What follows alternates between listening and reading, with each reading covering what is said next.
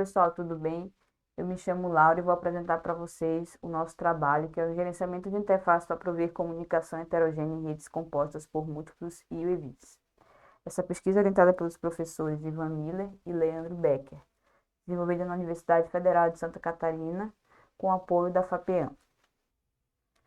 Bom, manter conexões estáveis entre nós constituídos por UEVs é um grande desafio técnico, devido à sua característica de alta mobilidade, flexibilidade e tipos de tráfegos variados que podem ser trocados ao longo da missão. Por exemplo, nós temos aqui um UAV-1 que detecta uma pessoa se afogando, por exemplo, em missões de busca e resgate, e compartilha esse posicionamento com os demais UAVs da rede, cada um com uma função dentro dessa missão. Por exemplo, o UAV-2 vai, ao detectar, ao receber essa geoposição, ele leva a boia salva-vidas até essa posição. E o UAV-3, ele faz a retransmissão do sinal para uma estação de controle. Ou seja, nós temos aí sinais de vídeo, mensagens do tipo vídeo, dados e sinalização sendo trocados ao longo dessa missão.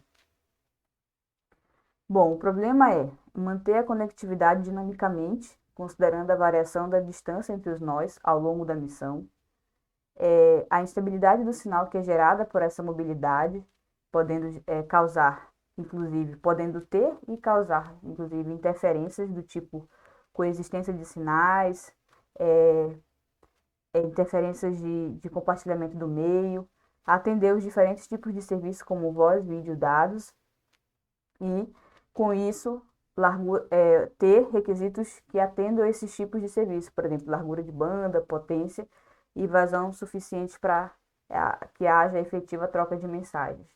Sendo assim, como aumentar a capacidade de sobrevivência e confiabilidade nessas transmissões? O objetivo é manter a conexão com qualidade de serviço entre os nós móveis, para que seja possível enviar os diferentes tipos de serviços entre eles durante a execução da missão, ou seja, em tempo de voo.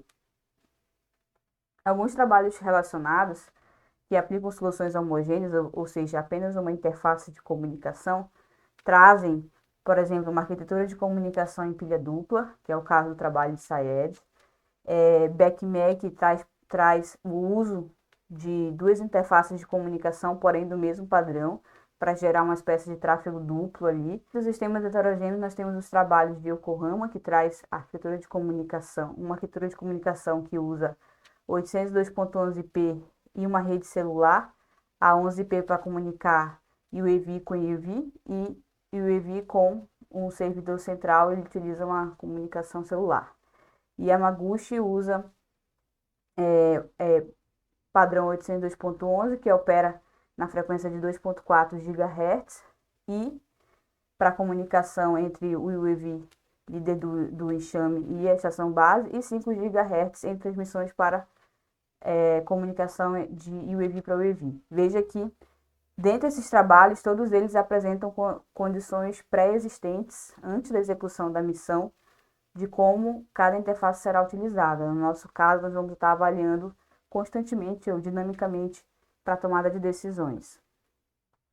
Bom, o gerenciador de interfaces, ele aplica um sensoriamento do espectro para que seja possível essa avaliação dinâmica, com base nessas condições presentes na tabela, como, por exemplo, vazão de rede, bytes enviados, recebidos, essas condições que eu já apresentei lá nos objetivos. Ele pode ser visto como um módulo que possa permitir a adição de mais interfaces, ou interfaces diferentes das que foram aplicadas neste artigo. Utiliza parâmetros de rede sem fio comuns para a tomada de decisões, como vocês estão vendo as condições que foram aplicadas. Esses parâmetros eles compõem os níveis de uma árvore de decisão composta por uma heurística de soma de pontos. Essa aqui é a árvore de decisão. Por exemplo, cada nível, cada condição daquela tabela constitui um nível dessa árvore de decisão em direção ao estado-alvo. À medida que cada interface é definida como a melhor para uma determinada condição, ela recebe uma soma de um ponto. E assim sucessivamente a partir dos níveis, da evolução dos níveis da árvore. Então, o gerenciador de interfaces atua de forma embarcada em cada UEV. Esse gerenciamento, ou seja, ele é aplicado de forma distribuída. A heurística baseia-se, como já falei, em sistema de pontos, onde cada interface acumula pontos ao longo da missão, né, ao longo das execuções que ocorrem de tempos em tempos para verificação de uma possível troca de interface, né, ou seja, de tempos em tempos, uma nova verificação é realizada. Assim, a interface com maior número de pontos será escolhida para um próximo envio de mensagem. Então, nesse caso, uma interface recebe um se para aquela determinada condição que nós vimos na tabela for melhor desempenho para todas as interfaces pertencentes ao conjunto X. Bom, foram gerados dois cenários de experimentação, um contendo 3 nós e o outro contendo 10 nós, de modo a verificar o comportamento em redes com um menor volume de dados a serem trafegados, digamos assim, e em redes que constituídas por um volume maior de dados, né, devido à quantidade maior de nós. E também considerando distâncias maiores, por exemplo, esse cenário de experimentação com 3 nós possui o tamanho de 300 por 400 metros. E o cenário de experimentação com 10 nós apresenta o dobro desse tamanho. Ambos variam as distâncias, as velocidades médias de cada veículo, de modo a gente fazer uma simulação de diversos tipos de UAVs. Cada um possui essa trajetória bem definida, variando somente as condições de transmissão, de comunicação, à medida que eles vão avançando ao longo da trajetória. Bom, as ferramentas utilizadas foram o Sumo, que é um simulador de... Eu consigo definir as trajetórias de cada veículo, a aceleração, a velocidade, a forma como ele vai se comportar ao longo dessa trajetória. No NS3 eu vou aplicar o meu algoritmo, fazer as análises de redes sem fio, fazer as análises de performance de redes em geral, na realidade, e utilizado para a constituição dessas redes. Essa tabela apresenta algumas configurações aplicadas. Por exemplo, nós consideramos um espaço livre de obstáculos, variamos as velocidades médias dos nós, acrescentamos efeitos de desvanecimento na Kagami, né? Nós aplicamos duas interfaces, a interface 802.11n, 2.4 GHz, na frequência de 2.432 GHz, que corresponde aos canais ali 5 e 6, com alcance de 300 metros, e a interface de comunicação muito aplicada na comunicação entre veículos, nas redes constituídas por VANETs, né, que são redes veiculares ad hoc, na frequência de 5 GHz, até para ter essa variação da frequência nas frequências das interfaces aplicadas, com alcances bem parecidos para gerar uma comparação mais justa entre as interfaces. Bom, nos resultados, algumas considerações foram tomadas. As interfaces foram utilizadas de forma homogênea nos experimentos, ou seja, apliquei uma vez o 802.11n e depois o 802.11p, e de forma heterogênea utilizando um gerenciador de interface que utiliza ambas as interfaces. O tempo de experimento foi 100 segundos, descartando os 10 segundos iniciais, que é o tempo de start, o tempo de estabelecimento da rede. As amostras foram coletadas em intervalos de 10 segundos e constituem de amostras agregadas, ou seja, ele tem uma quantidade de amostras no total e foram divididas em médias compostas por amostras de 10 segundos, ou seja, são valores agregados coletados. A cada intervalo de 10 segundos, o tipo de classe é variado. Inicialmente é enviado a mensagem do tipo best effort, em seguida background, em seguida vídeo, em seguida voice. O intervalo de confiança é datado de 95%. Bom, para o primeiro cenário, nós apresentamos que a curva em azul aqui se dá pelo gerenciador de interfaces. Ele ficou inicialmente com uma vazão em torno de 0,83, 88 ali, megabits por segundo. Essa referência foi adotada porque chegou na segunda rodada de envio né? Ou seja, considerando a partir dos 10 segundos, best effort, background, ou seja, variando os tipos de serviço, uma próxima rodada começa a partir dos 40 segundos. É verificada que há um aumento significativo na vazão de rede, né? Ou seja, no segundo envio, em um segundo envio da sequência das classes de serviço, há um desempenho bem superior na vazão da rede. Isso do ponto de vista do gerenciador de interfaces. As demais permanecem com variações mais próximas de valores constantes na realidade.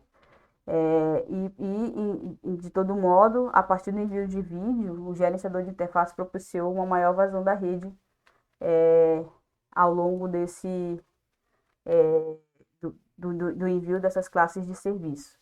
Então, no final, quando as distâncias já são mais próximas, né, ou seja, quando os UAVs já estão retornando para a base, a gente vê um aumento na taxa de vazão de rede, que já é um aumento esperado. De todo modo, o gerenciador conseguiu extrair o melhor no quesito de vazão da rede.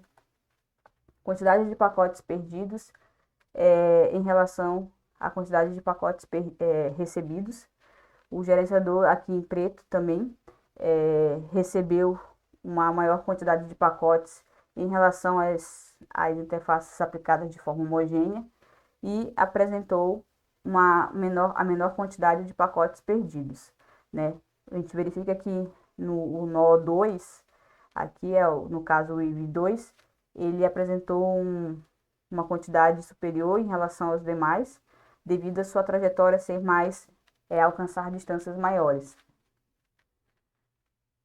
No caso em que há um aumento do número de nós, o gerenciador apresentou a menor flutuação no desempenho da vazão, que é essa linha em azul. Aparentemente ela parece fixa, mas na realidade, como a nossa referência foi megabits por segundo, né, devido aos picos que foram alcançados nessa faixa, ele apresenta esse comportamento, mas se a gente expandir, há uma variação em torno de 3 a 3,25 megabits por segundo no desempenho de vazão de rede. De todo modo, ele apresenta um comportamento com menor flutuação e isso implica em conexões mais estáveis. As demais interfaces apresentam características típicas de redes aplicadas constituídas por nós de alta mobilidade, né? Inclusive na faixa em que há o segundo envio da sequência de classes de serviço, a gente vê que a interface aplicada 802.11n apresenta uma vazão superior, porém uma vazão superior que não se mantém, uma vazão temporariamente superior, principalmente, que se deu principalmente devido ao volume maior de dados trafegados por essas redes em função da sua largura de banda.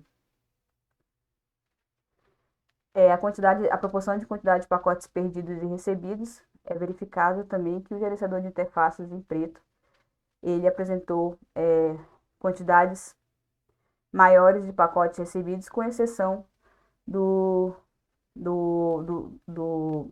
UAV1, que apresentou um valor inferior do que as demais. No entanto, no quesito perdas, o gerenciador continua empregando um melhor desempenho, uma melhor proporção de pacotes recebidos e perdidos. Devido aos valores aplicados aqui, praticamente, em alguns momentos, o gráfico some em função do baixo número de perda de pacotes.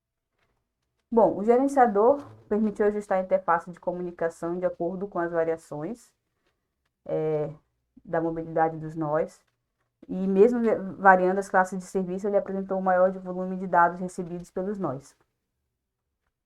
Ele apresentou, em geral, uma menor flutuação da vazão da rede, mesmo com o aumento da quantidade de nós.